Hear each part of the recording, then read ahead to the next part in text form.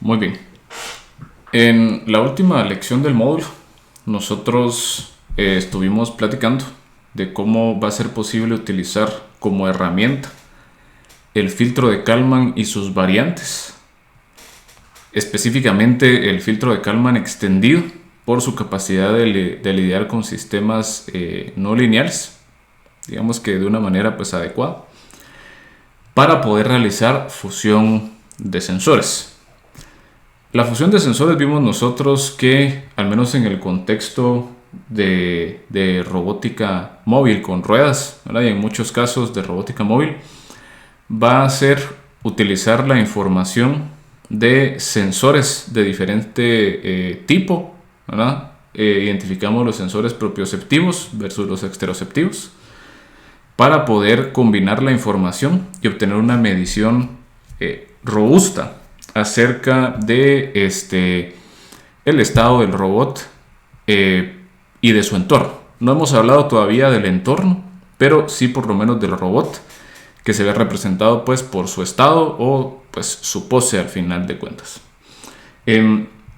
Vimos que para poder utilizar el filtro de Kalman dentro de este contexto de fusión de sensores era necesario poder plantearlo en una forma primero discreta en el tiempo y en una variante predictor-corrector, ¿verdad? O predicción-corrección, porque íbamos a utilizar los sensores propioceptivos para hacer la predicción y los sensores exteroceptivos para poder hacer la corrección. Nos vamos a dar cuenta que en muchas ocasiones, si no es que en la gran mayoría de las situaciones, cuando hablamos nosotros de estimación de cantidades para robots móviles que se mueven adentro de un entorno, vamos a estar utilizando esa misma forma de trabajar. Un filtro de Kalman, típicamente un filtro de Kalman extendido, aunque existen otras variantes. Por ejemplo, hay uno que se llama el UKF, el Uncentered Kalman Filter, que nos permite a nosotros lidiar con distribuciones probabilísticas que no sean necesariamente gaussianas, como lo hemos supuesto hasta el momento.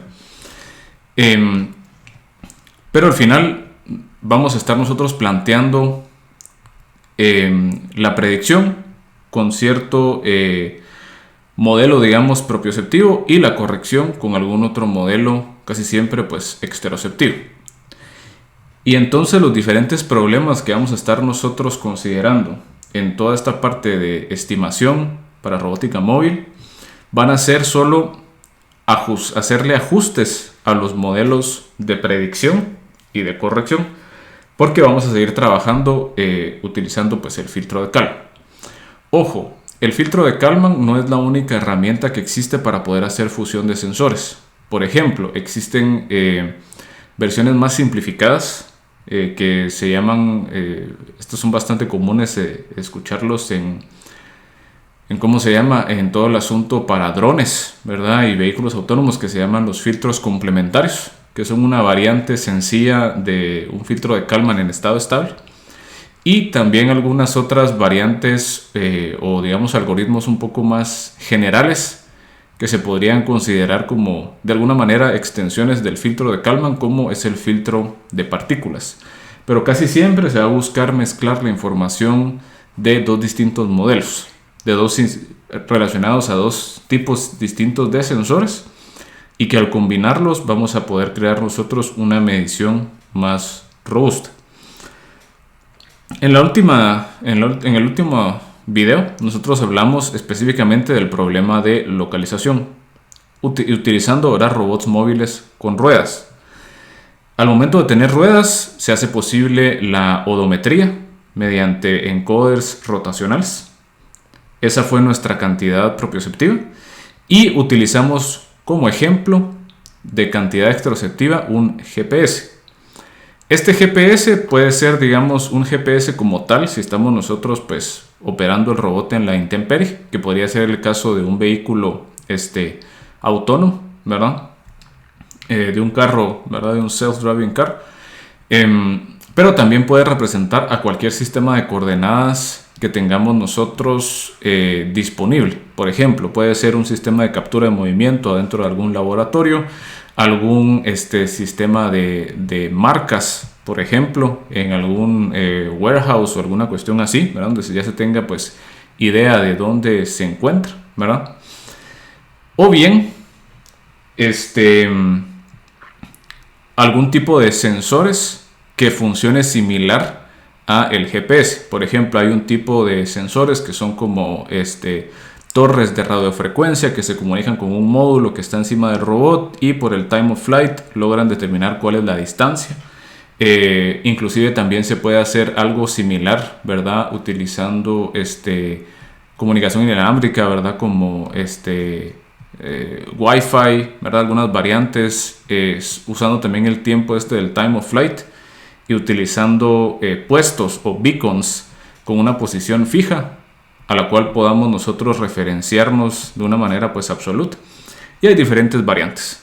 La idea es que el GPS lo tomamos nosotros como una forma de obtener algún sistema de posicionamiento global, ¿verdad? Como lo dice precisamente su nombre. Aunque global, en este caso, no necesariamente se refiera al globo terrestre, sino que a algún marco de navegación pues, que estemos definiendo.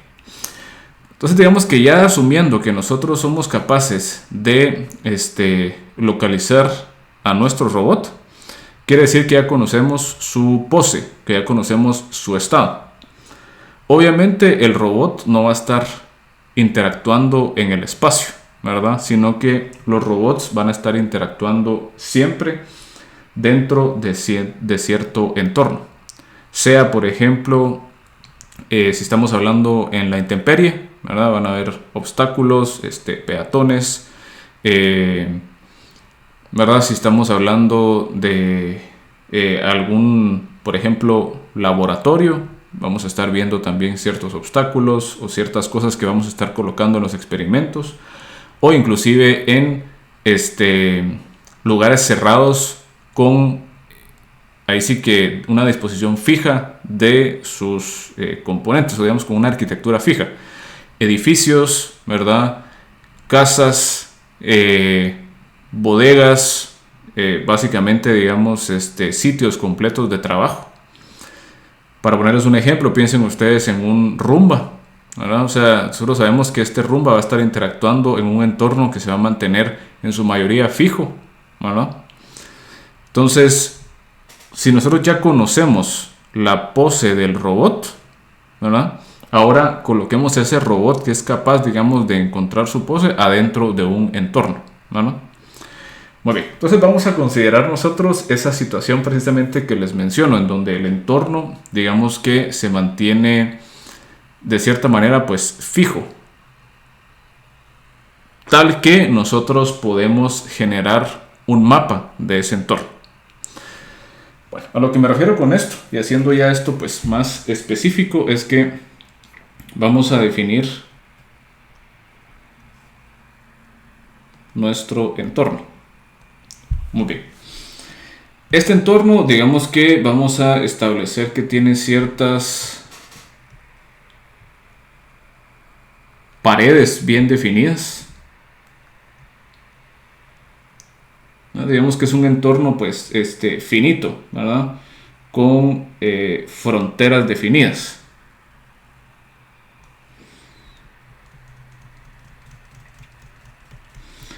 Por eso les digo que esto podría representar, digamos, si estamos hablando de un Roomba, ya sea, digamos, un piso de una casa, un apartamento, podría ser inclusive un cuarto.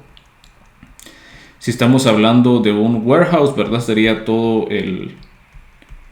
representando todo el, pues, espacio físico de esa bodega, digamos, de Amazon, un sitio, digamos, de trabajo, etcétera, etcétera. La cosa es que nosotros podamos establecer nuestro marco de navegación adentro de este entorno, ¿no? Entonces casi siempre necesitamos, como les digo, algún espacio cerrado cuando estamos hablando pues de alguna aplicación pues no a la intemperie, Y cuando estamos hablando también de la intemperie, casi siempre pues nosotros asumimos, para que sea válido, ¿verdad?, el hecho de que estamos trabajando en un marco de referencia de navegación o en un plan. Asumimos que pues la distancia que se está recorriendo, digámoslo así, no va a ser excesiva como para tener que estar tomando en consideración ahí algunas otras cuestiones que, por ejemplo, la curvatura de la Tierra, etcétera, etcétera. Esas cuestiones. Lo que habíamos platicado ¿verdad?, en la última lección. Muy bien. Este entorno va a presentar ciertos obstáculos. Bueno, vamos a representar estos obstáculos de la siguiente manera. Y ojo, aquí vamos a nosotros utilizar un tipo específico de obstáculos. ¿Por qué razón? Porque va a ser lo más sencillo de describir matemáticamente. Van a haber situaciones obviamente pues más complicadas, con obstáculos de geometrías más complejas, pero la idea es pues entender el caso más simple, y los casos más complejos son simplemente pues extensiones de este caso más simple. Entonces lo que vamos a considerar van a ser obstáculos puntuales, vamos a llamar.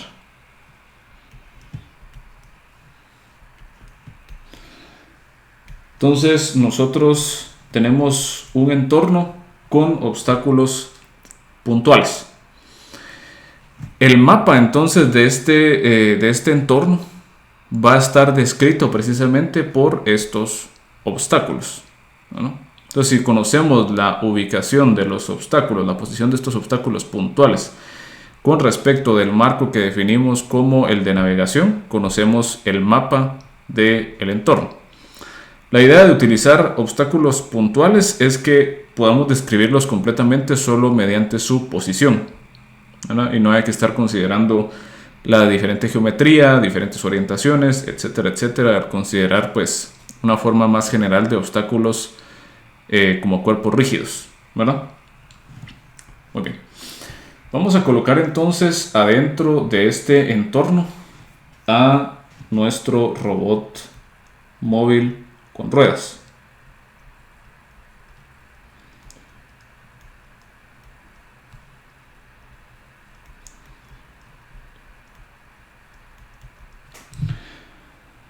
Obviamente nuestro robot móvil con ruedas va a presentar su marco de referencia del robot, y vamos a saber también que su estado va a estar dado por la posición X, Y, obviamente con respecto del marco de referencia de navegación, y la orientación θ con respecto de la horizontal del marco de navegación. Muy bien. Vamos a decir también que este robot va a estar equipado con un sensor de distancia. Muy bien, entonces vamos a equiparlo precisamente con un sensor de distancia, ¿no?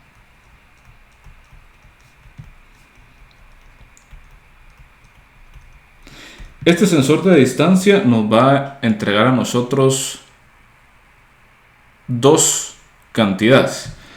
Primero va a ser la distancia relativa del obstáculo con respecto al marco de referencia del robot. Si lo queremos hacer todavía más general, podríamos decir que va a ser la distancia relativa del obstáculo con respecto al marco de referencia del sensor. Pero como sabemos que el sensor va a tener una posición fija con respecto del marco de referencia del robot, podemos hacer esta conversión, ¿verdad?, y obtener nosotros la distancia relativa del obstáculo con respecto del marco de referencia B. Y nos va a también dar información de lo que se llama bearing. Y esto es el ángulo al que se encuentra el obstáculo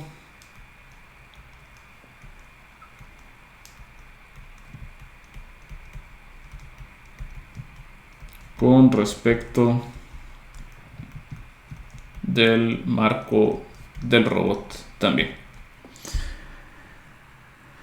Lo que nos dice esta información es que el sensor se va a estar comportando más o menos de la siguiente forma. Va a tener su centro cabal en el marco de referencia del robot y nos va a dar a nosotros lo que va a ser a veces se llama una falda de medición. Vamos a ver que esta falda de medición es simplemente un círculo en el cual todo obstáculo que se encuentre adentro de este círculo va a poder ser detectado por el sensor. Y el sensor nos va a presentar la información que estamos pues estableciendo más abajo. Entonces, si definimos nosotros que este obstáculo en particular, que es el que está adentro de la falda del sensor de distancia, tiene una posición P sub i dada en n, ¿verdad? Es una posición representada por este vector. Y esta va a tener posición x, y, y. Vamos a ver que nuestro sensor de distancia nos va a estar entregando esta información. La distancia relativa con respecto al marco de referencia del robot. Esa vamos a representarla nosotros por kappa i. Eso es una distancia, es una magnitud, ¿verdad? No es un vector, sino que es una magnitud. Piensen ustedes, por ejemplo, que si tenemos un sensor ultrasónico de distancia, el sensor ultrasónico tiene cierto cono de medición y nos va a dar a nosotros la medición con respecto a el origen de ese sensor, y esa medición va a ser un escalar, ¿verdad? Es la distancia a la que se encuentra el obstáculo. Y este sensor en particular también nos da la información del bearing, que le vamos a llamar beta i, que es el ángulo relativo con respecto del marco de referencia del robot. Ese ángulo beta puede ser que esté fijo. Si nosotros, por ejemplo, tenemos un robot que tenga que la falda de sensores esté implementada como varios sensores ultrasónicos o infrarrojos de distancia. Por ejemplo, hemos usado el robot Pioneer, hemos usado el robot Epoch, y esos tienen un montón de sensores de distancia alrededor de todo su cuerpo. Entonces sabemos nosotros que pues con respecto del centro del robot, estos sensores van a tener cierto ángulo de instalación. Entonces ese ángulo sería el ángulo beta. En este caso particular, nosotros estamos suponiendo que tenemos un sensor mucho más poderoso, digámoslo así, y que nos está permitiendo a nosotros medir tanto la distancia y el ángulo relativo con respecto al robot. Los únicos sensores, digamos, comerciales que permiten hacer este tipo de mediciones, que no sea pues implementar una ahí sí que combinación circular de sensores de distancia infrarrojos o ultrasónicos, es un LiDAR o un sonar. Bueno, tanto el sonar como el LiDAR al final de cuentas son lo mismo, solo que uno es un radar básicamente con ondas de sonido o con ondas supersónicas, ¿verdad? Y el LiDAR es un radar pero con láser. Lo que nos permiten hacer es un sondeo. Si ustedes han visto, por ejemplo, cómo se ve la interfaz, digamos, de un radar, permite hacer un sondeo, ¿verdad? Vas tomando mediciones básicamente con respecto del centro del robot, y si se encuentra cierto obstáculo, ¿verdad? Cuando precisamente se da el contacto con ese obstáculo, nosotros estamos obteniendo tanto la posición, o sea, la distancia relativa, como el ángulo. Porque si sabemos a cuál ángulo estamos apuntando el láser o digamos que las ondas sonoras, sabemos nosotros básicamente el ángulo beta. Y ya solo usando el tiempo de retorno podemos encontrar cuál es la distancia que tenemos hacia ese obstáculo, ¿verdad? Muy bien. Entonces tenemos nosotros esta situación. Tenemos el robot, ya lo colocamos adentro de un entorno. Ese robot tiene un sensor que le permite medir tanto la distancia relativa y el ángulo de bearing, ¿verdad? Otra cosa también, vamos a decir que esta falda de medición tiene radio epsilon. Quiere decir que no es infinito. Es decir, el robot no va a ser omnisciente dentro de este marco de navegación, ¿verdad? Sino que tiene que acercarse lo suficiente a los obstáculos para poderlos detectar. Y si pierde el contacto con los obstáculos, ¿verdad?, pierde la información que estos le dan, ¿no? Muy bien. Bueno, entonces tenemos esta situación en donde ya estamos colocando al robot a interactuar en un entorno. Que en este caso estamos utilizando un entorno simple, utilizando obstáculos puntuales. Estos obstáculos puede ser que no sean obstáculos como tal, sino que puede ser que también sean landmarks u obstáculos puntuales. Los landmarks, ¿verdad?, podrían ser ahí sí que lugares indicados como importantes. Por ejemplo, cabalmente que fueran warehouses. Piensen ustedes en algún robot que esté trabajando en algún warehouse, tal vez algún robot en Amazon. Entonces, que tenga tal vez alguna cámara equipada de poder detectar markers, ya sea April Tags o Aruco Markers, por ejemplo. Entonces, que pueda utilizar la información de esa pose relativa para poderse ubicar enfrente de alguna estantería de donde se va a sacar algún producto. Para poner algún ejemplo puntual al respecto de esto, ¿no? Muy bien. Bueno, ya colocando esta situación, vamos a plantear distintos problemas de interés bajo esta situación. Y también sabiendo que nosotros ya somos capaces, de cierta manera, de poder resolver el problema de localización, teniendo pues información propioceptiva, para este caso particular teniendo la información de los encoders y teniendo también la información brindada por algún sistema de posicionamiento global. Pero vamos a ver que hay distintas formas de poder ver a esta situación y vamos a plantear distintos problemas dependiendo de la información que tengamos. Bueno, entonces vamos a identificar nosotros 3 problemas en particular, utilizando, como les digo, la diferente información que tenemos. El primer problema nos dice a nosotros que conocemos, bueno, tenemos un estimado propioceptivo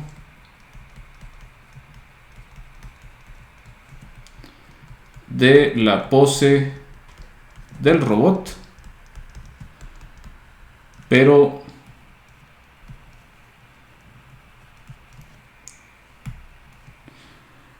vamos a ver, tenemos un estimado propioceptivo de la pose del robot. No se tiene acceso a un sistema de posicionamiento,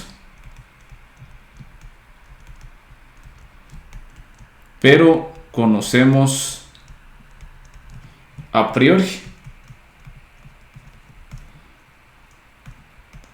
el mapa del entorno.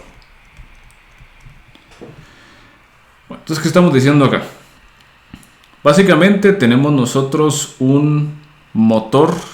tenemos un robot con encoders. No tenemos acceso a un GPS. Pensemos, por ejemplo, que realmente estamos, por ejemplo, adentro de una casa. Regresamos a la situación del Roomba, ¿verdad? El Rumba puede tener encoders en sus ruedas, entonces tiene un estimado más o menos de su pose, pero no es un estimado muy bueno porque solamente tiene los encoders. Pero digamos que este Rumba es uno de esos Rumbas que son un poco pues tontitos, y lo que hacen es que se empiezan a mover de forma aleatoria en toda la casa y se van chocando con los obstáculos. Y luego de ese proceso tiene construido un mapa del piso de la casa, ¿verdad? O del apartamento, ¿verdad? Algún entorno del cuarto, algún entorno pues cerrado. Entonces, el Rumba obviamente no tiene acceso a un GPS, y adentro de una casa no va a haber un sistema de posicionamiento global en donde pueda acceder a información absoluta, ¿verdad? Hay unos modelos más caros de Rumbas que sí, pero digamos un modelo así de lo más sencillo, no va a tener acceso a información absoluta de posicionamiento. Entonces, tiene encoders y tiene el mapa, ¿verdad? El mapa, digamos, puede ser que ya lo tenía, lo obtuvo así a lo tontito, chocándose por todos lados, pero ya se tiene información del mapa. Este problema lo que nos va a dar a nosotros es predicción con odometría y corrección con el map y un sensor de distancia. Obviamente el sensor de distancia estamos asumiendo que es un sensor de distancia complejo, digámoslo así, digamos que fuera el LiDAR al final de cuentas. Bueno, entonces aquí lo que estamos viendo es otro problema de localización, solo que para este problema de localización estamos utilizando nosotros ya no la información de un sistema de posicionamiento, sino que estamos utilizando el mapa conocido de algún entorno. Lo que vamos a hacer entonces es que si conocemos el mapa, tenemos nosotros cierta información absoluta del entorno. Y si nosotros conocemos básicamente, digamos, la información que nos da el sensor de distancia, podemos nosotros como que reconstruir cuál debería ser la pose del robot, dado que conocemos dónde están los obstáculos y tenemos cierto estimado de la pose del robot utilizando odometría. Bueno, muy bien. Entonces, ¿qué es lo que vamos a estar haciendo? La predicción la vamos a estar haciendo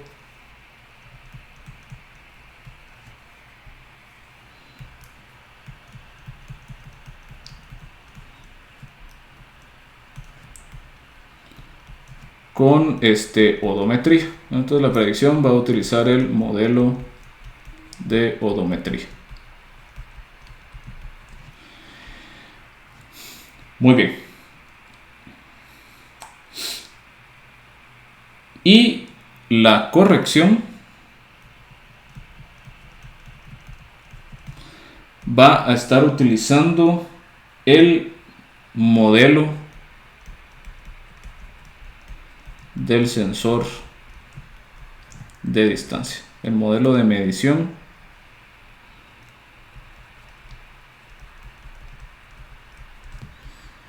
del sensor de distancia.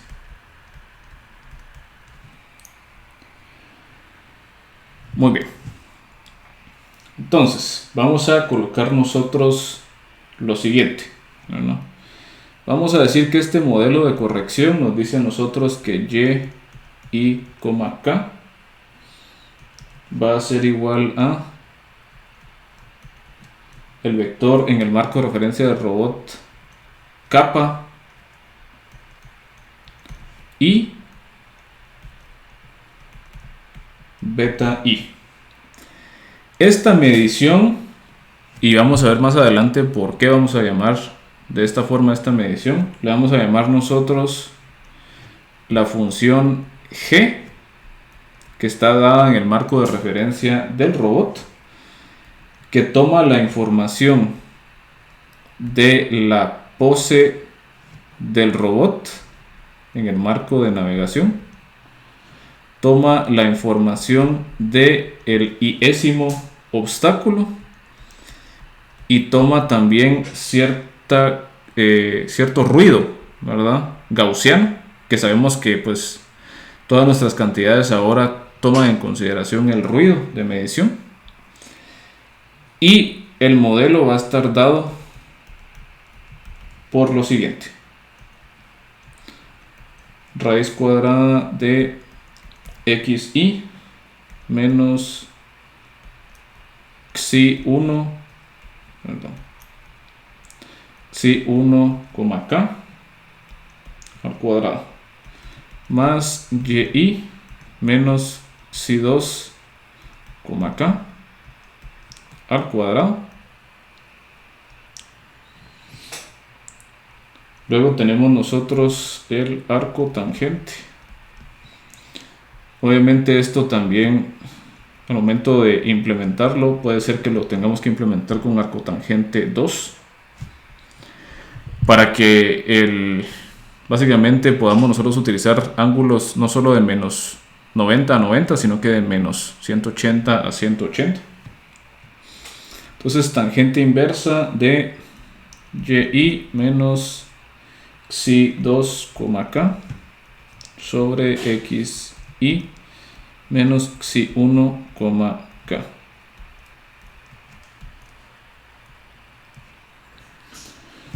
Menos xi3, k. Y todo esto más v de capa, v de beta. Entonces, tenemos nosotros que todo esto de acá va a estar siendo h i de x de k. Y esto de aquí es b de k. Entonces se cumple que nuestro modelo de medición es, en este caso, y de k, h de xk, hi de xk, más v de k. ¿Por qué estamos utilizando aquí nosotros esta cantidad de i? ¿Por qué no estamos utilizando un modelo de medición pues completo? Y esto es porque nosotros tenemos una medición de distancia por cada uno de los obstáculos. Sabemos nosotros que cada obstáculo presenta coordenadas x, y, y, fue lo que nosotros establecimos acá. Y tenemos nosotros cierto número de obstáculos. Entonces, vamos a ver que va a existir una medición relativa con respecto de cada uno de los obstáculos. Entonces, tenemos que definir un modelo de medición con respecto a cada uno de los obstáculos. Esto lo que nos está diciendo es que tenemos nosotros un montón de correcciones, una corrección por obstáculo. Y vamos a decir que van a existir m mayúscula obstáculos. Bueno, ¿qué estamos haciendo nosotros en este modelo de medición? Pues simplemente estamos encontrando cuál es la, bueno, digamos que, y aquí es importante entender qué es lo que está pues ocurriendo. Nosotros lo que vamos a obtener a partir del sensor es esta información. Estamos obteniendo kappa i y beta i. Eso es lo que estamos obteniendo de este sensor. Y lo que estamos haciendo con el modelo de medición es darle forma a las mediciones que estamos nosotros obteniendo. O sea, estamos describiendo cómo es que nosotros creemos que el sensor está funcionando internamente. Y la forma en que nosotros estamos proponiendo que funcione este sensor es mediante la función o el mapa G, que lo que está haciendo es que está mapeando cantidades en el marco de referencia de navegación a el marco de referencia del robot, ¿verdad? Cantidades relativas al marco de referencia del robot. Entonces, lo que está haciendo esto es que toma la posición en X, o sea, la posición en X absoluta del iésimo obstáculo, le resta la posición en X, ¿verdad? La posición horizontal absoluta del robot, lo eleva al cuadrado, o sea, está sacando la distancia. Y hace lo mismo para la coordenada en Y.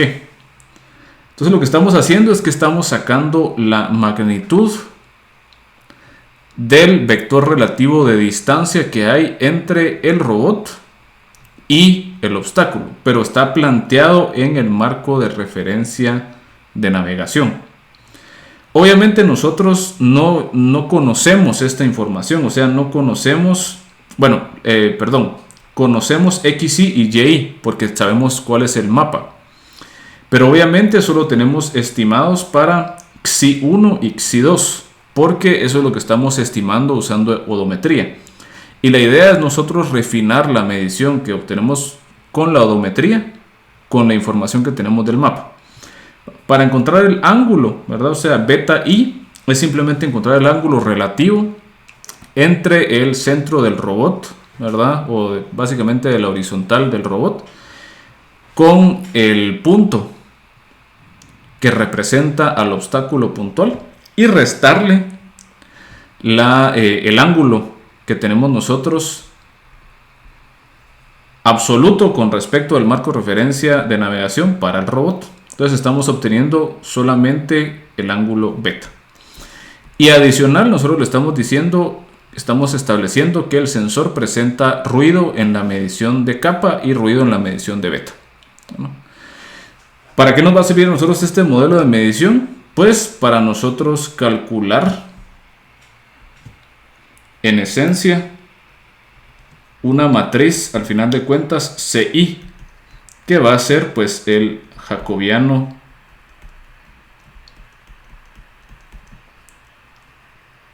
con respecto de X. Eso es lo que va a estar ocurriendo al final de cuentas, ¿no?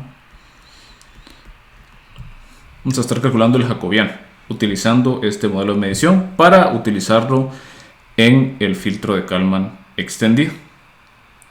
Entonces, en el filtro de Kalman extendido lo que vamos a estar haciendo es utilizar M modelos de corrección, ¿verdad? Que pues en conjunto van a estar ayudando a refinar la medición o la predicción que estamos haciendo con la odometría. Entonces, lo interesante de esta situación es que nosotros casi que estamos utilizando la información que se conoce de cada uno de los obstáculos para poder encontrar la información del robot. Es más, nosotros realmente para que esto funcione, casi que solo basta con que conozcamos la posición absoluta de un obstáculo. Por eso es que les digo de que hay muchos sistemas de navegación que se basan en beacons, ¿verdad? O en ciertas torres de transmisión que sabemos nosotros que tienen una posición fija y absoluta conocida con respecto del marco de navegación. Entonces aquí estamos utilizando el mapa que ya conocemos para hacer una corrección de la pose que estamos prediciendo mediante la odometría. Esto es un problema interesante, ¿verdad? O sea, tenemos un mapa y nosotros usamos el mapa para corregir la predicción de pose.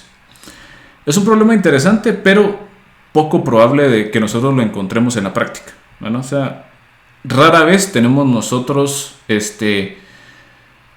un mapa a priori, pero no tenemos un buen estimado de la ubicación del robot, ¿verdad? Pero lo que estamos viendo es más que todo pues una posibilidad de que se puede hacer, o sea, se puede corregir la predicción usando odometría mediante obstáculos o posiciones conocidas de obstáculos puntuales. Esto va a ser importante porque nos va a servir a nosotros para poder plantear los siguientes problemas. Bueno, vamos a plantear ahora el segundo problema, que este va a ser ya un problema más interesante. Para este problema vamos a nosotros vamos a suponer que ahora conocemos o tenemos una medición robusta de la pose del robot, ¿verdad? Es decir, el robot ejecuta localización. Entonces tenemos una medición robusta de la pose del robot, pero no se conoce el mapa. Bueno, pero no se conoce el mapa. Bueno, este problema se conoce como el problema de mapeo. Y este problema de mapeo nos dice a nosotros que se busca construir un mapa del entorno desconocido empleando la localización perfecta, entre comillas, del robot. Obviamente no va a ser una pues localización perfecta, porque el robot pues o sea, ya lo inclusive se pudo evidenciarlo en el laboratorio, que aunque el GPS esté funcionando decente y esté la odometría, la estimación de la pose va a ser pues ligeramente ruidosa, pero vamos a asumir que es una medición suficientemente buena como para poder determinar la posición absoluta de los obstáculos a partir de la del robot. Bueno, entonces, ¿qué es lo que está pasando en este problema de mapeo? Pues en el problema, digamos, de corrección de pose utilizando un mapa conocido, nosotros utilizamos el hecho de que sabemos cuáles son las posiciones absolutas de los obstáculos para reconstruir la pose absoluta del robot. En el problema de mapeo nosotros vamos a hacer esto al revés. Usamos el hecho de que conocemos de forma perfecta, entre comillas, la pose del robot y utilizamos esa pose del robot junto con la información del sensor de distancia para encontrar la posición absoluta de los obstáculos con respecto al marco de referencia de navegación. ¿Por qué podemos hacer esto? Porque si tenemos un robot que está ejecutando localización, quiere decir que él conoce su pose con respecto del marco de navegación. Entonces, básicamente, conociendo cuál es la distancia y el ángulo relativo con cada uno de los obstáculos, el robot puede empezar a reconstruir la información del mapa, ¿verdad? Poco a poco. Bueno, ¿qué vamos a hacer nosotros en este caso? Vamos a utilizar nosotros un distinto, bueno, tenemos nosotros el modelo de corrección y el modelo de corrección va a ser el modelo de medición del sensor de distancia.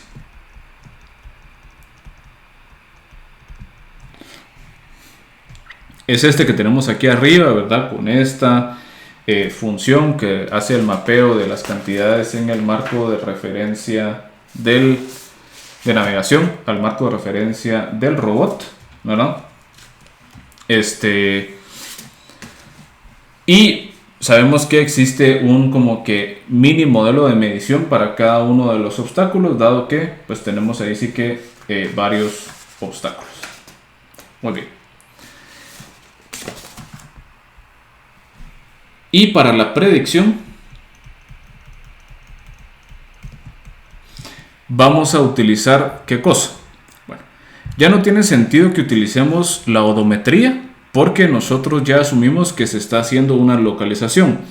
Quiere decir, por ejemplo, que ya hay un filtro de Kalman que está juntando la información de un GPS con la odometría y nos está devolviendo el estado del robot, que es la pose absoluta descrita en el marco de referencia de navegación, ¿verdad? En el marco de navegación.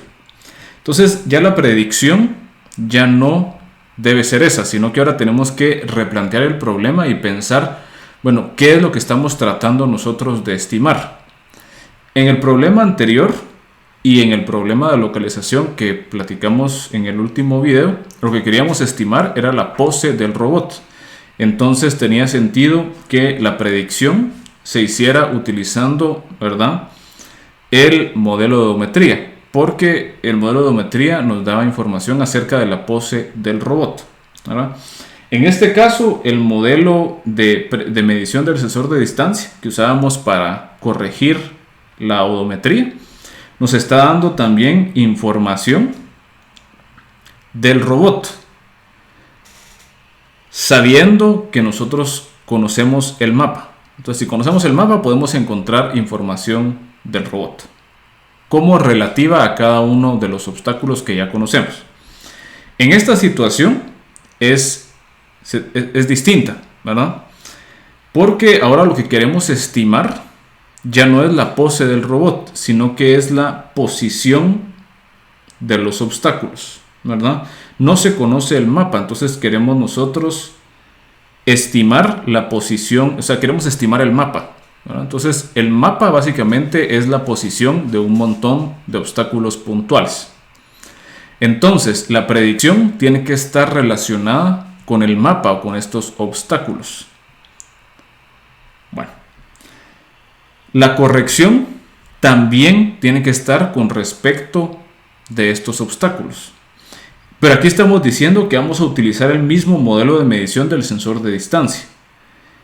Pero lo que vamos a hacer es interpretarlo de forma distinta. ¿Por qué razón? Para el caso donde utilizábamos el sensor de distancia para corregir la pose del robot, nosotros conocíamos XY y YY y estábamos tratando de estimar XY1, XY2 y XY3.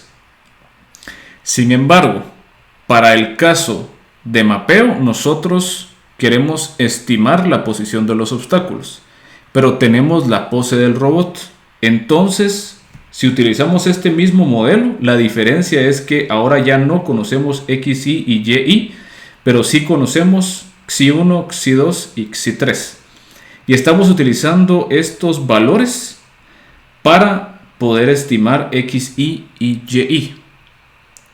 Entonces, lo que ocurre es que vamos a cambiar con respecto de qué estamos nosotros utilizando esta información. A lo que vamos a llegar es a decir lo siguiente. Bueno, como la predicción queremos nosotros encontrar el mapa, queremos estimar el mapa, tenemos que utilizar un modelo de predicción para el mapa. Entonces vamos a colocar acá la dinámica del mapa o la dinámica de los obstáculos. Bueno, la dinámica de los obstáculos, la dinámica del mapa, ¿verdad? Vamos a ver que es una dinámica trivial. ¿Por qué razón? Bueno, si tenemos nosotros un obstáculo, o sea, tenemos precisamente nuestra situación para acá, ¿verdad? Y tenemos pues básicamente que aquí hay un obstáculo, otro obstáculo por acá. Bueno, esto ocurre en el tiempo K. ¿Qué pasa en el tiempo K más 1? ¿Qué sabemos nosotros de esos obstáculos? Pues que son parte del mapa y el mapa estamos diciendo que es fijo. Entonces tenemos nosotros que básicamente el mapa se queda igual. Si nosotros representamos al mapa, como ahora lo que queremos estimar es el mapa, entonces ya conocemos la pose y para este problema queremos estimar el mapa. Entonces, cuando nosotros planteemos el filtro de Kalman, el vector de estado, ¿verdad?, el X de K, ya no puede ser la pose del robot porque ya la conocemos, sino que ahora vamos a utilizar ese vector de estado para representar el mapa como tal.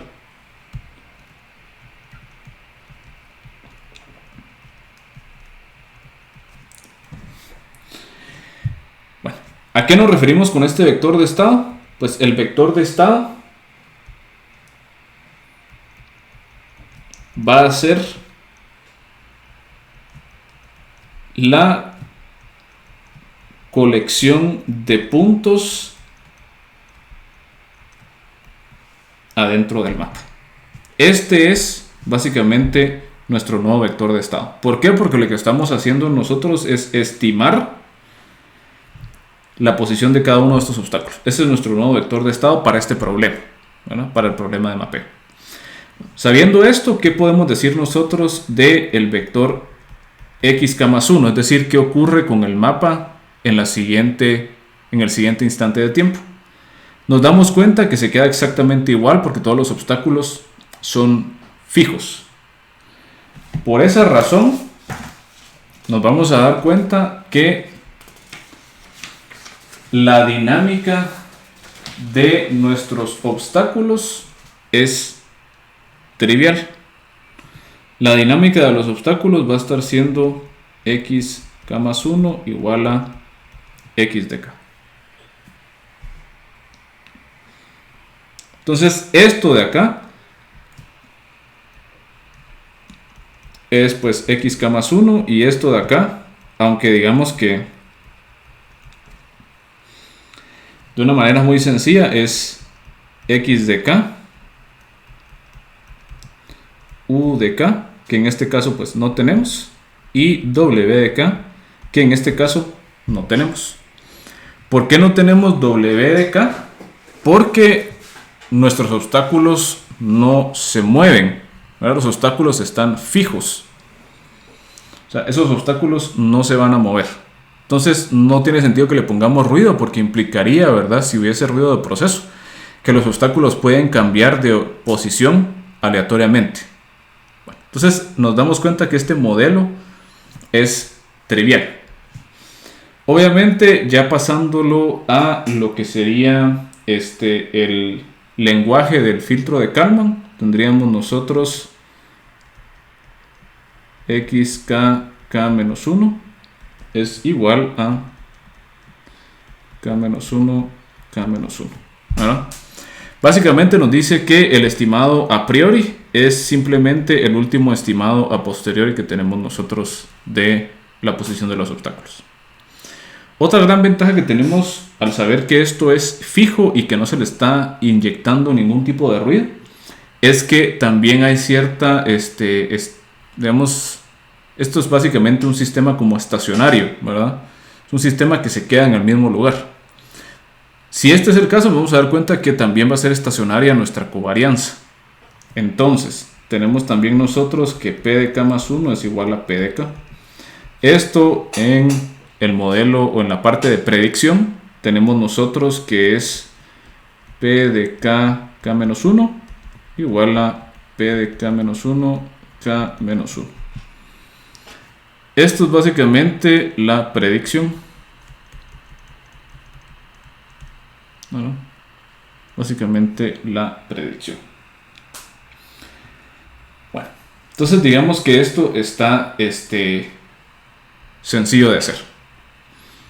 Bueno, luego pasamos nosotros a la corrección. Pues la corrección, ¿verdad? Recordamos que es simplemente el modelo de medición que tenemos nosotros. Solo que ahora básicamente este x de k, o sea, tenemos nosotros que para la corrección tenemos y de k, hi de x de k, más b de k. Solo que ahora sabemos nosotros pues que este x de k es esto que tenemos acá.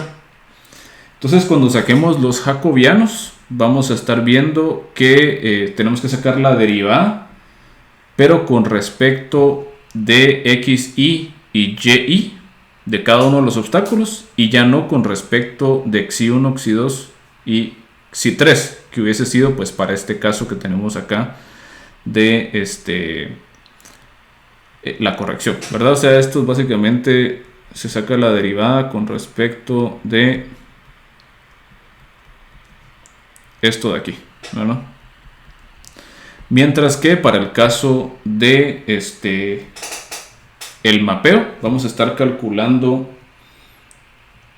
CI como la derivada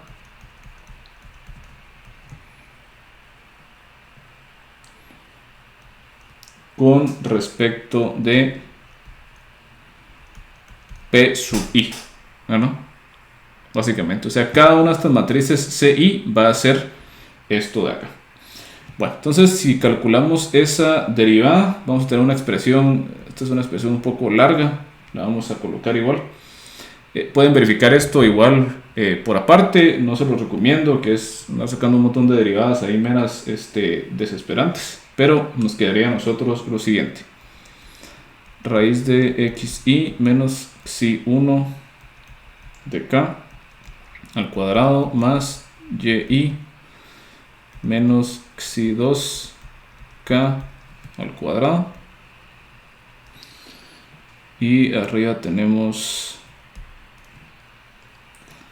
xi menos xi1, k. Aquí tenemos menos xi menos xi1 de k al cuadrado más y menos xi2 de k al cuadrado, arriba y menos xi2 de k. Luego aquí tenemos raíz cuadrada de xi menos xi1 de k al cuadrado, y menos xi2 de k al cuadrado,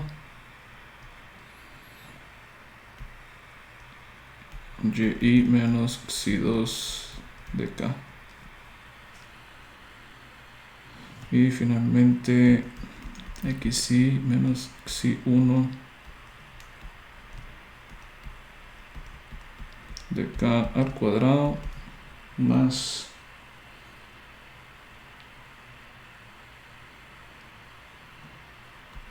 y menos xi2 de k al cuadrado y xi menos xi1 de k. Ok, entonces es esta matriz gigantesca de aquí.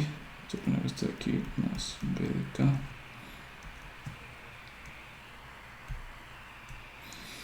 La que estamos nosotros considerando como CI.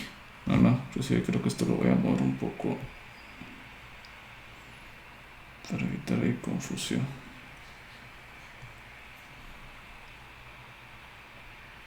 Excelente. Bueno, entonces nos damos cuenta de que esto tiene que repetirse para todos los obstáculos, es decir, i va a ser igual a 1, 2, 3 hasta m, ¿verdad? Son nuestros m obstáculos. Lo que vamos a hacer para poder cumplir con el modelo de corrección que nos da a nosotros Kalman, ¿verdad? Donde tenemos nosotros básicamente que utilizar y de k. Ahora que tenemos que hacer calcular la innovación z de k igual a y de k menos h de x k menos 1.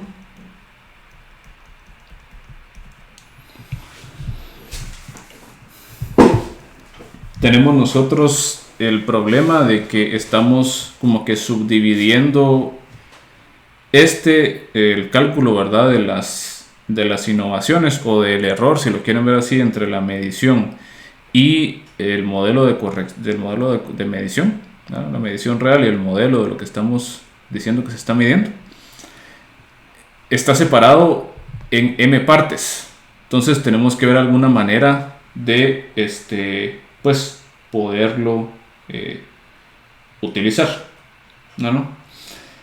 Muy bien, lo que vamos a hacer es que en esta ocasión, en lugar de estar utilizando nosotros o sea, de utilizar, digamos, la corrección no lineal que teníamos nosotros para filtro de Kalman extendido, dado que si nos damos cuenta, pues tenemos ahí un montón de estas, bueno, que está difícil como que de evaluar, ¿verdad? Cada uno de estos para cada uno de los casos. Bueno, perdón, no, disculpe. No. Entonces tenemos nosotros esto de acá, ¿no?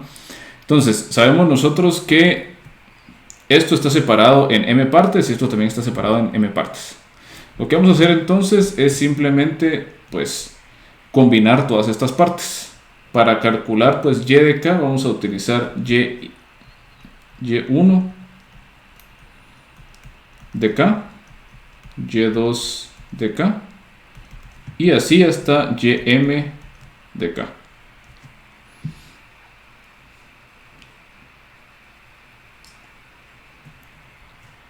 Y para h, exactamente lo mismo. h1 de x k menos 1. Y ni siquiera va a ser necesario porque nos damos cuenta que cada h solo depende de la información que ya conocemos, que es la pose del robot, y la información del iésimo obstáculo. Entonces aquí solamente vamos a estar utilizando nosotros el estimado k menos 1 de este obstáculo. Este sería el primer obstáculo. Les advierto, ¿verdad? Solo que la notación en para este problema, y nos vamos a dar cuenta también para el siguiente problema, se empieza a poner bien complicada, porque tenemos diferentes obstáculos, ¿verdad? Y cuando usamos nosotros a priori y a posteriori hay que colocar también k menos 1 y k, ¿verdad? Dado k, entonces se complica la notación, pero bueno. Entonces aquí tendríamos después h2, el estimado a priori del segundo obstáculo, hasta hm,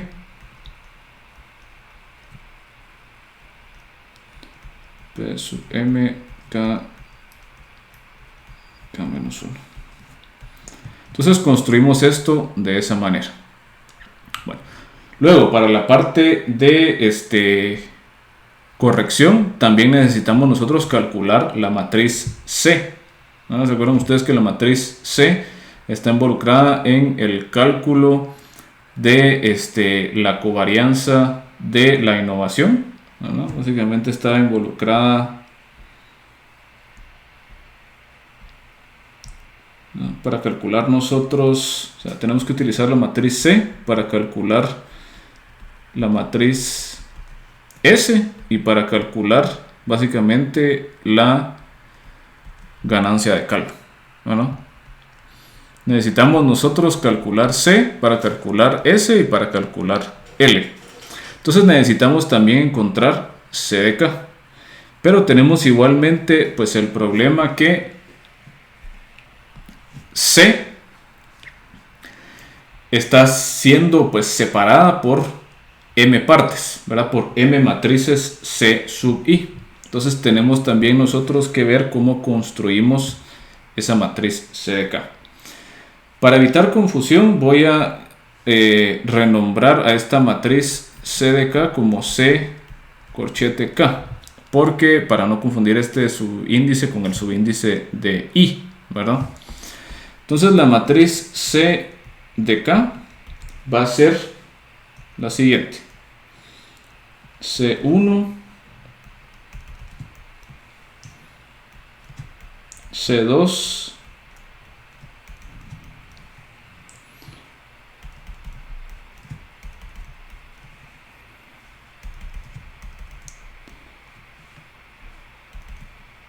Cm. Entonces tenemos nosotros esta matriz de acá.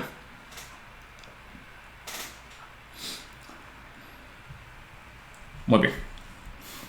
Bueno. Y en teoría tenemos nosotros ya todo listo para poder aplicar el filtro de Kalman extendido para este problema. No tenemos la parte W de K, entonces digamos que esto implicaría también, y lo vamos a colocar también acá, de que no existe la matriz de covarianza para el ruido de proceso. Pero sí tenemos nosotros una medición, ¿verdad? Ruidosa. Entonces sí tenemos que, o sea, sí existe una matriz de covarianza para el ruido de medición. Lo que nos vamos a dar cuenta es de que igual, ¿verdad? O sea, podríamos decir nosotros que, o sea, esto tiene asociada una matriz Q de B.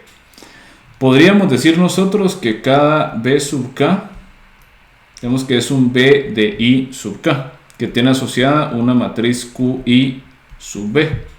Pero lo que nos vamos a dar cuenta es que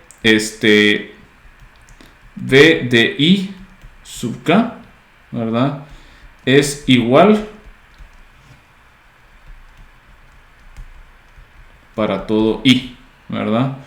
E igual lo voy a poner entre comillas porque es igualdad en sentido estadístico, o sea, presenta la misma matriz de covarianza, ¿verdad? Es lo que estamos diciendo.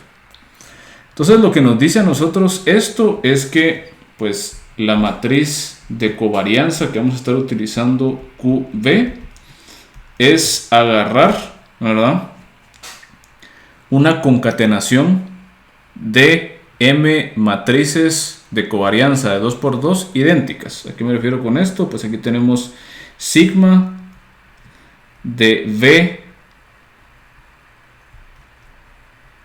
kappa al cuadrado 0, 0 sigma B sub beta al cuadrado.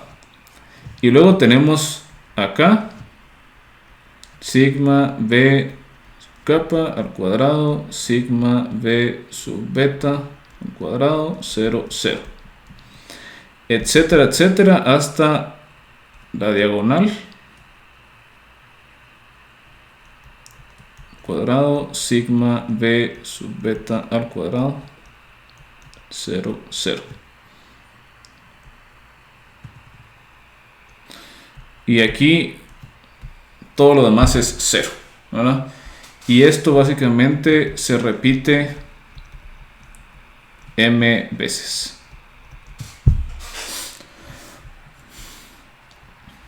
Muy bien. Entonces, pareciera que lo tenemos todo, ¿verdad?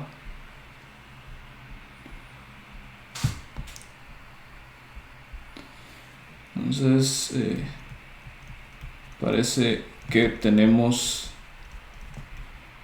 todo lo necesario. ¿Por qué razón? Bueno, ya tenemos nosotros básicamente que es f de xk uk de k. Y obviamente, como es súper sencilla, podemos calcular de una manera súper fácil las matrices A, B y F. Bueno, luego también tenemos nosotros el modelo de medición. Y ya vimos cómo poder calcular a partir de esto C de K y también cómo se llama la matriz de covarianza. Aquí igual, digamos, también tenemos que la matriz esta de covarianza pues va a ser igual a 0. Entonces ya lo tenemos todo para poder utilizar el filtro de Kalman. Sin embargo, hay un detalle que resulta que es el detalle más importante de este problema de mapeo que no estamos considerando, ¿no? Y este detalle es el que va a complicar aún más este problema de mapeo. Bueno, ¿qué es lo que nos está faltando entonces? Bueno, Entonces aquí vamos a colocar sin embargo. Nos falta considerar un detalle. Muy bien. ¿Cuál es el detalle que tenemos nosotros que considerar? Estamos colocando a nuestro robot, equipado con localización, es decir, que sabe cuál es su posición absoluta con respecto al marco de navegación, pero lo estamos colocando adentro de un entorno desconocido. Entonces, ¿cómo estamos nosotros asumiendo que el vector de estado es esto, si nosotros no conocemos cuántos obstáculos tiene el mapa? Entonces, ¿a qué me refiero con esto? Para construir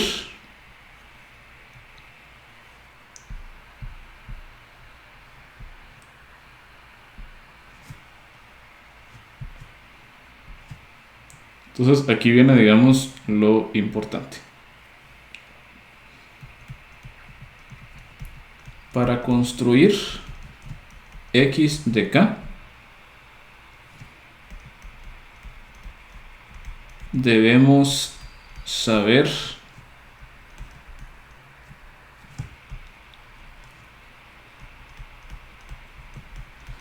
el número de obstáculos en el mapa. Pero esto no puede saberse a priori.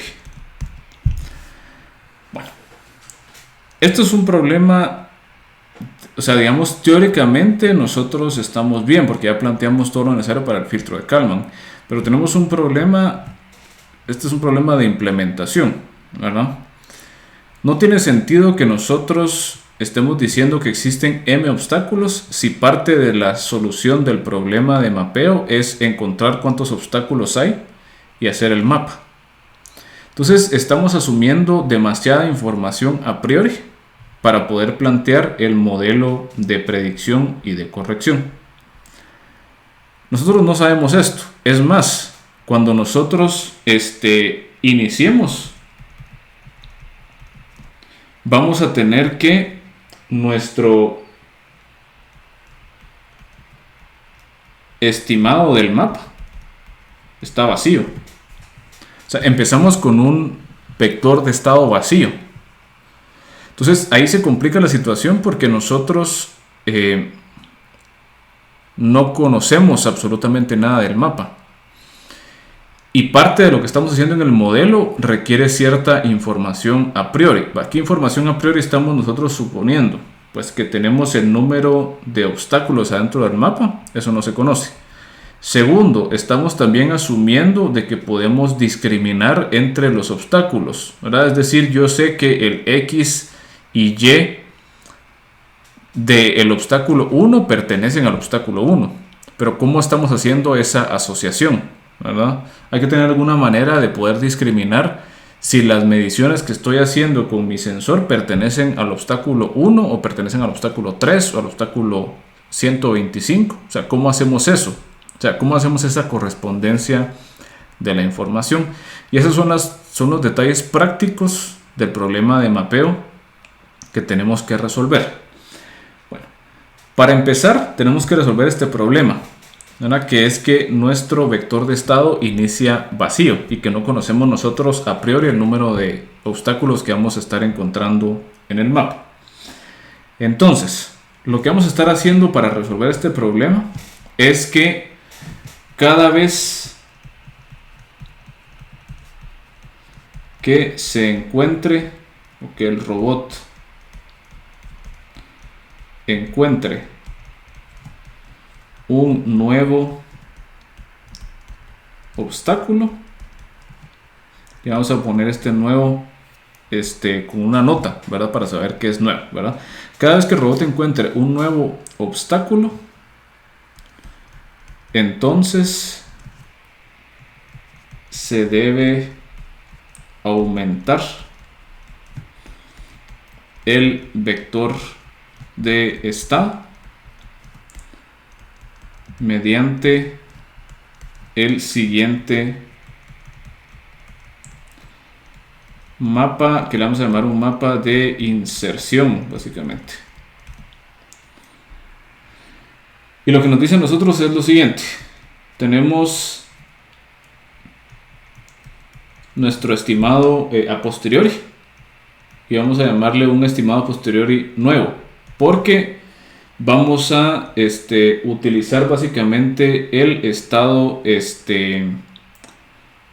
a posteriori que teníamos anteriormente, que consideraba solo los m obstáculos que conocíamos hasta el momento, pero ahora tenemos que añadirle un obstáculo adicional.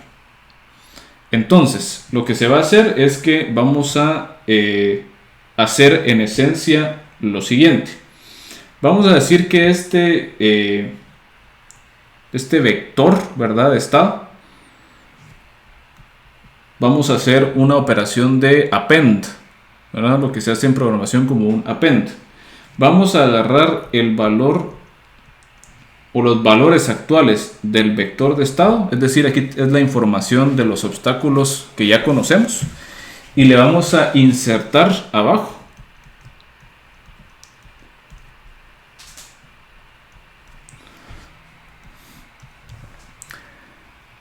la información del nuevo obstáculo que se encontró.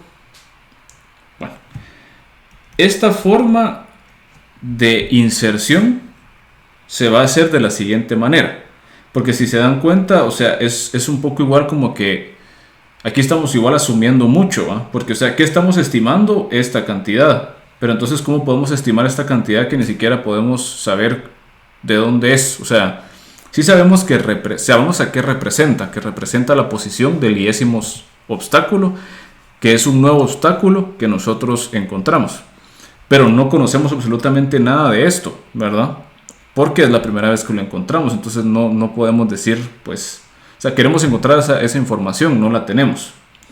Entonces lo que vamos a hacer es que vamos a crear un estimado inicial de esta posición del 10º obstáculo nuevo, utilizando un mapa que le vamos a llamar la función g, que va a tomar la información de la pose del robot junto con la información del sensor de distancia, o sea, junto con la información que nos brinda el sensor de distancia para ese obstáculo, ¿no?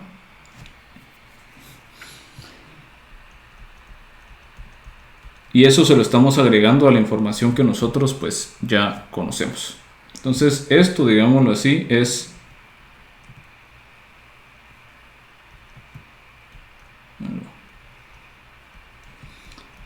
estimado inicial de la posición del obstáculo. Bueno, ¿por qué le estamos llamando este mapa G? ¿Verdad? Y la razón del por qué es precisamente para hacerle match a la función G que definimos anteriormente, que era esta de acá. Lo que estamos haciendo acá es definiendo una función G tal que la composición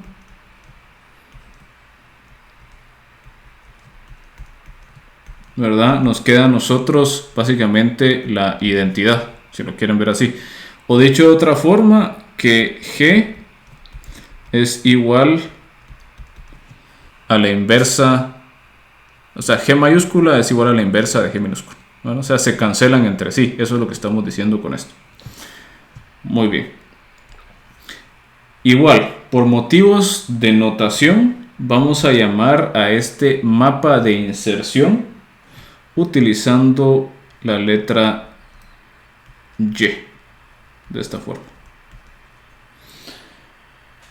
Entonces lo hacemos de esta forma porque ya no tenemos más letras, ¿no? Y solo para hacerlo, lo vamos a definir de esta forma porque está relacionado relacionado con Y al final de cuentas, que sería como que la medición de distancia, ¿verdad? Muy bien, entonces este mapa de inserción utiliza como información el vector actual de estado, utiliza la información de la pose del robot y la iésima medición, o bien la medición del iésimo obstáculo. Muy bien.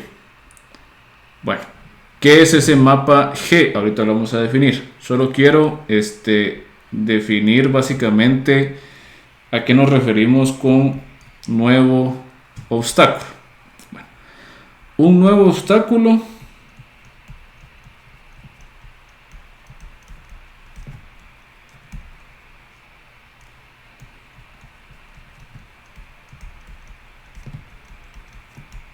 es aquel cuya medición no pueda hacerse correspondencia. La medición no pueda hacerse correspondencia. No pueda hacerse una correspondencia.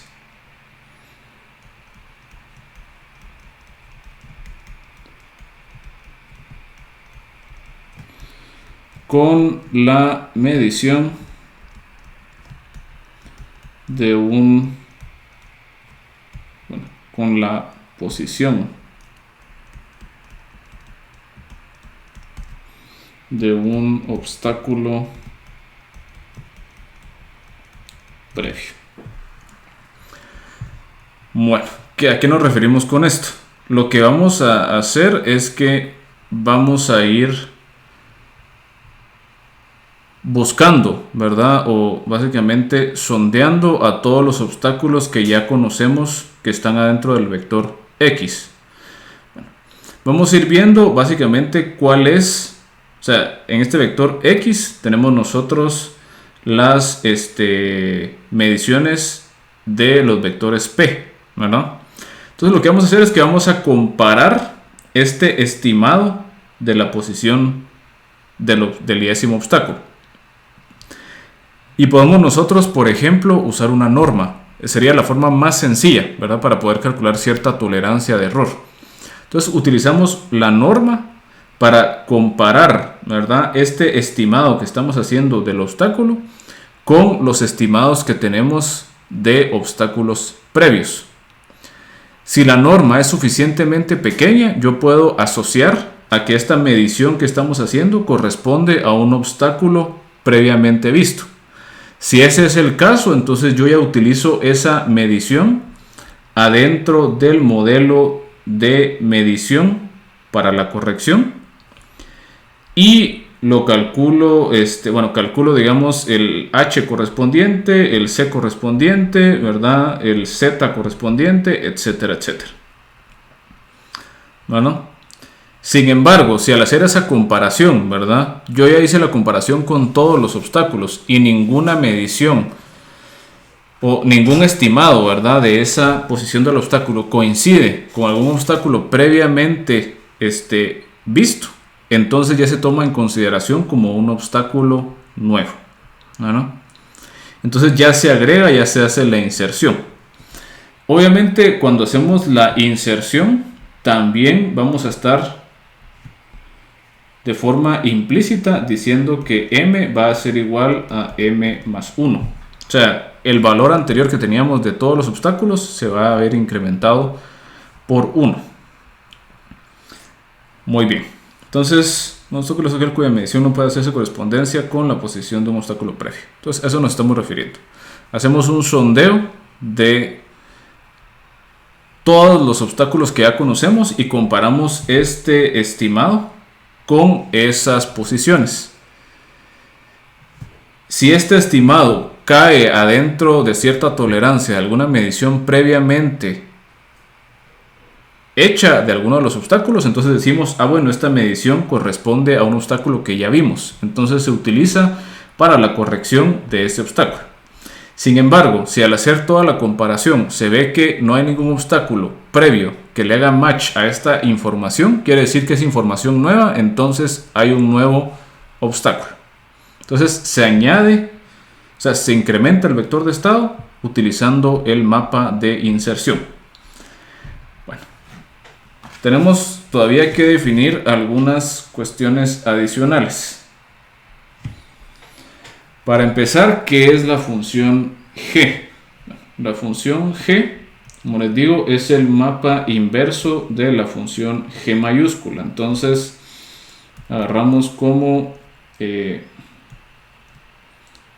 argumento la pose del robot y la medición de distancia del iésimo obstáculo. Y esto va a ser igual a lo siguiente. Xi1 de K más kappa I coseno de Xi3 de K más beta I Xi2 de K más kappa I seno Xi3 de K más beta I. Entonces tiene sentido. A lo que estamos haciendo, o sea, en el otro caso lo que hacíamos es que utilizábamos las mediciones absolutas del obstáculo y del robot para encontrar la distancia relativa y el ángulo relativo. Aquí lo que estamos usando es que usamos la distancia relativa y el ángulo relativo, que es lo que nos da el sensor, junto con la información que ya conocemos del robot, de la pose, para proponer un estimado de el obstáculo, utilizando como base la información de la pose del robot. Muy bien. Luego, si estamos haciendo un incremento, ¿verdad? O sea, si se incrementa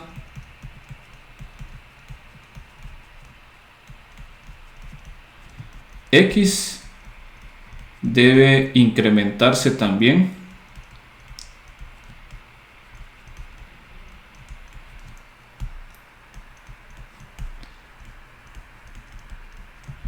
la matriz de covarianza, ¿verdad? Tiene sentido que se haga de esa manera. Muy bien. Entonces, ¿qué tenemos que hacer nosotros en este caso? Vamos a decir que la matriz de covarianza del estimado del estado nueva va a ser igual a la multiplicación de la matriz Y de Y por P de K dado K, 0 de 2 por N, 0 de N por 2, Q de W, Y de Y traspuesta. Muy bien. Ese Y de Y traspuesta es lo que se conoce como el jacobiano de inserción.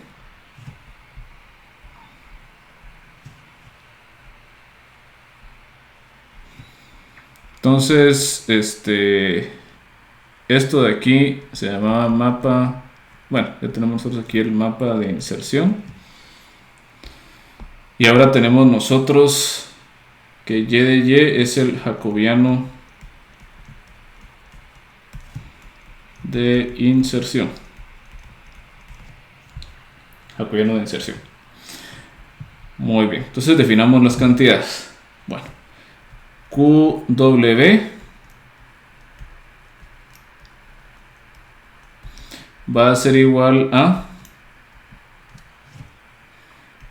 sigma x cuadrado 0, 0 sigma y cuadrado. Entonces aquí entramos a la primera cuestión. Pero y no que Q de W era igual a 0. Q de W es igual a 0 para los obstáculos que nosotros ya conocemos. Porque quiere decir que cuando ya nosotros tengamos un estimado de dónde está nuestro obstáculo, ¿no? Obviamente ya no hay más ruido que vaya a perturbar ese obstáculo. O sea, al final de cuentas, ese obstáculo ya no se va a seguir moviendo, ¿no? Sin embargo, cuando nosotros insertamos el primer estimado del obstáculo, este primer estimado tiene la incertidumbre que brinda el mapa G, o básicamente digamos que lo que está brindando el sensor. O sea, acuérdense que nosotros tenemos asociado a kappa y a beta errores, ¿verdad? V de kappa y V de beta. Entonces, lo que nos dice a nosotros es básicamente este sigma X y sigma Y es cómo afecta V de kappa y V de beta al estimado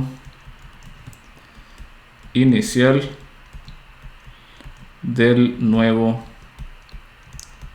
obstáculo. Entonces digamos que esta matriz de covarianza de ruido de proceso se utiliza solamente al momento de insertar el nuevo obstáculo. Muy bien. Entonces ya tenemos que es QW. ¿Qué es ahora el jacobiano de inserción? Bueno, el jacobiano de inserción va a ser igual a el jacobiano de Y de x dado k n k y y, k con respecto de y. Esto va a ser igual a la identidad de n por n, g de xi, una matriz de ceros de 2 por n menos 3, una matriz de ceros de n por 2 y la matriz gy. Esto vamos a poner aquí que va a ser igual para el caso de mapeo específico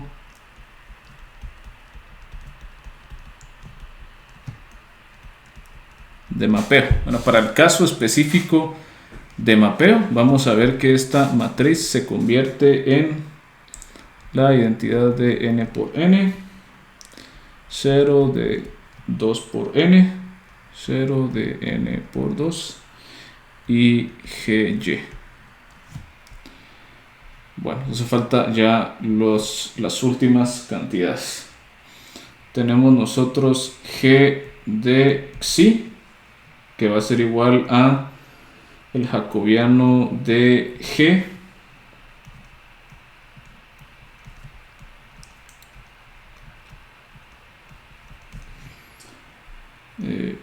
y de k con respecto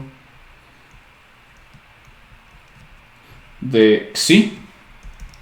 Y en esta ocasión, ¿verdad? Como xi es información que ya conocemos, esto corresponde a una matriz de ceros. Y por ende es que al colocarla acá, esto nos da a nosotros una matriz de ceros acá.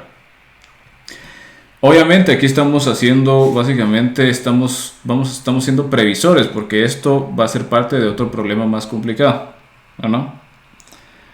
Entonces, en el problema más complicado, esta matriz ya no va a ser ceros, ¿no? Eso es a lo que vamos precisamente. Y finalmente, tenemos la matriz G de Y, que va a ser el jacobiano de G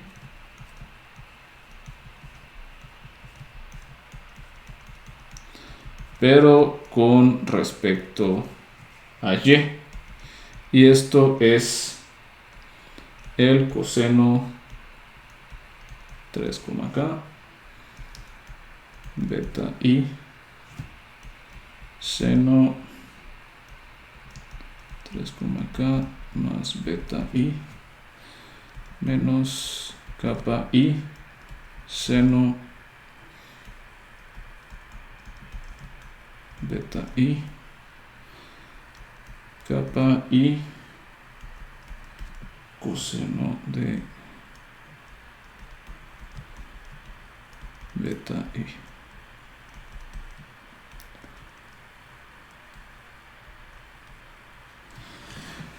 Muy bien. Hay varias referencias, ¿verdad? Por ejemplo, hay varios libros en donde se explica esto, la derivación de esto a detalle, ¿verdad?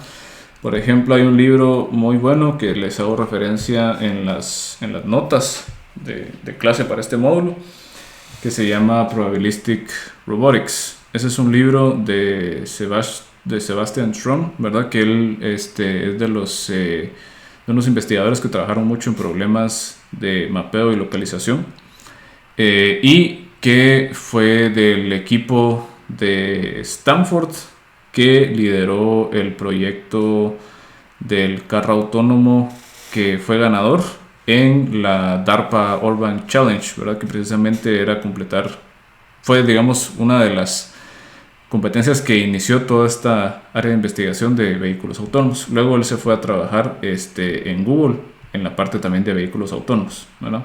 Entonces ahí está muy bien definido pues por qué es todo esto.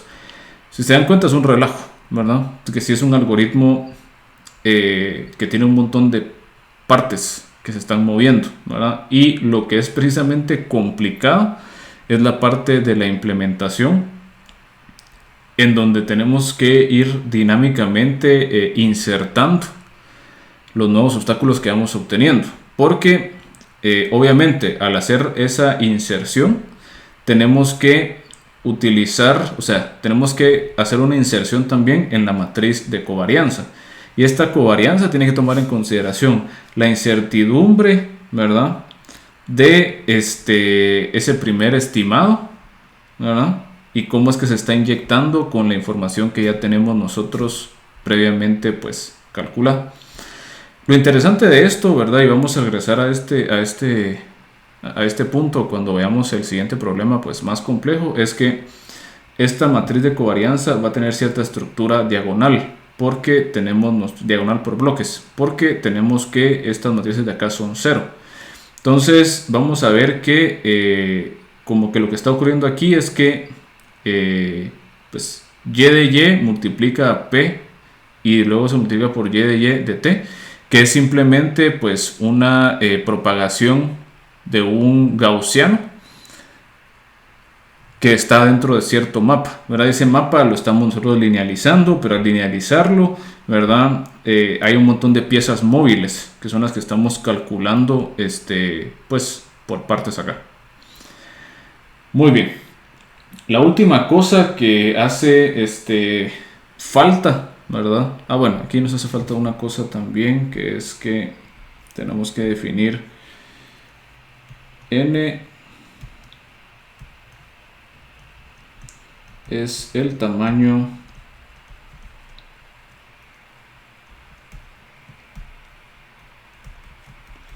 del vector de estado previo a la inserción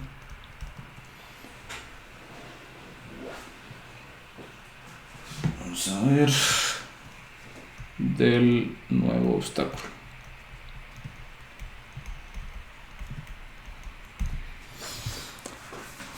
¿Verdad? O sea, básicamente, si estamos hablando de obstáculos puntuales, planares, estaríamos diciendo pues que n va a ser igual a m menos 2, básicamente. La última cosa que hace falta por mencionar antes de mostrarles cómo se ve esto ya funcionando, e igual esto es lo que van a estar ustedes implementando en el laboratorio, pues en el laboratorio correspondiente al tema de mapeo, es qué pasa cuando un obstáculo está fuera de rango del sensor, ¿verdad? porque es otra cosa que hay que tomar en consideración. El sensor tiene un rango limitado. Entonces, nota, ¿verdad?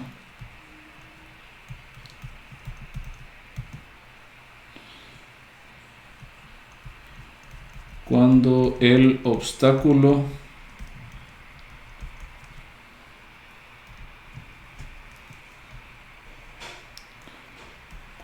el iésimo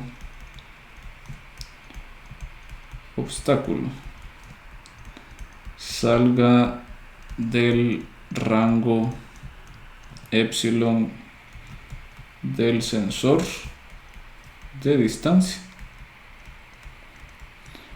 vamos a utilizar en esencia, vamos a asumir en esencia una innovación, o bueno, si lo queremos ver así, un y, k menos hi x de k menos 1 igual a 0 y un ci igual a 0. Entonces básicamente se mantiene estática o se desactiva la corrección hasta que vuelva a aparecer el obstáculo. Muy bien. Entonces, poniendo ya todo esto junto, que si se dan cuenta es un montón, obtenemos el siguiente comportamiento. Muy bien. Entonces solo quiero que lo visualicen, pero esto es lo que van a estar trabajando en el laboratorio correspondiente. Y es que, pues, para un robot que tiene equipado este sensor de distancia, ¿verdad?, vamos a hacer que recorra un entorno desconocido, con una cantidad desconocida de obstáculos. Los obstáculos se ven representados en esta situación por puntos rojos, ¿verdad? Son landmarks puntuales. El robot sabe perfectamente cuál es su pose y entonces se mueve en todo el mapa. Dense cuenta que se tiene que mover en todo el mapa para poder ver todos los obstáculos. Si se moviese solo en una parte donde hay solo dos obstáculos, solo esos dos obstáculos va a encontrar. Entonces, si se mueve en todo el mapa, va a ir encontrando por lo menos un par de veces, ¿verdad?, a cada uno de los obstáculos. Vamos a ver que el mapa que termina construyendo el robot para estos obstáculos se representa utilizando rombos verdes. Y nos damos cuenta que precisamente hay un rombo verde encima de todos los puntos rojos. Y nos damos cuenta también que hay un rombo verde que está perdido, o sea que ya no corresponde a ningún punto rojo. Este rombo verde es el resultado de un error en la correspondencia de la información vista por los sensores y la información previa que tenemos del mapa. O sea, lo que pensó el algoritmo es que la medición de este obstáculo correspondía a un nuevo obstáculo, ¿verdad? Y lo siguió estimando, pero realmente este obstáculo no existe, sino que es como resultado de el problema ese de asignación, ese problema de correspondencia. Y ese problema de correspondencia es otro problema difícil de resolver, ¿verdad? No va a ser tan fácil como lo describimos nosotros en este caso, ¿verdad? Que simplemente con una norma va a ser suficiente para poder hacer esta correspondencia, porque acuérdense que estas cantidades son estocásticas. Entonces, tanto va a tener error el obstáculo como las mediciones que estamos presentando. Entonces,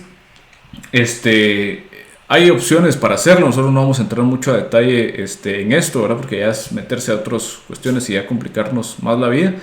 Pero igualmente en el libro de Probabilistic Robotics, ¿verdad?, Sebastian Thrun explica una forma de poder hacer esta correspondencia de manera efectiva, que es utilizando lo que se conoce como la distancia de Mahalanobis, si no estoy mal, que es una forma de sacar la distancia, pero tomando en consideración dos gaussianos, ¿no? O distribuciones gaussianas.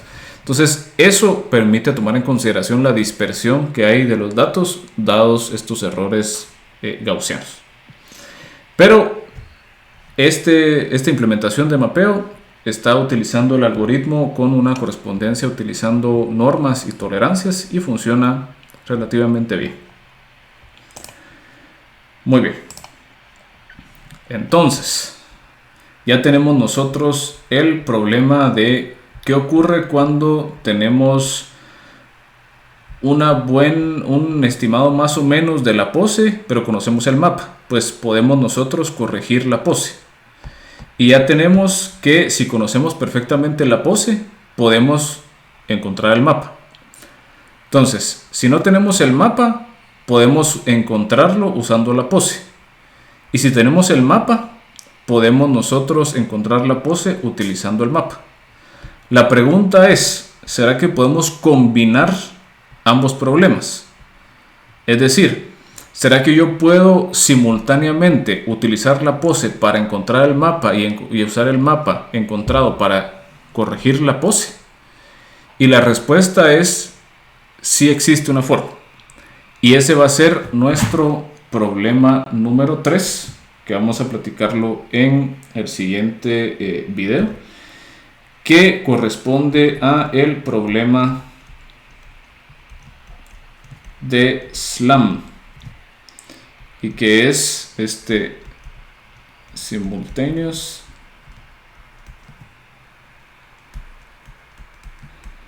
localization and mapping. O sea, vamos a estar usando, y es un problema, vamos a platicar precisamente en el siguiente video porque es un problema complicado, porque es un problema de esos que se llama del huevo a la gallina. Porque obviamente aquí vimos, ¿va?, que si tenemos el mapa podemos corregir la pose, y si tenemos la pose podemos encontrar el mapa.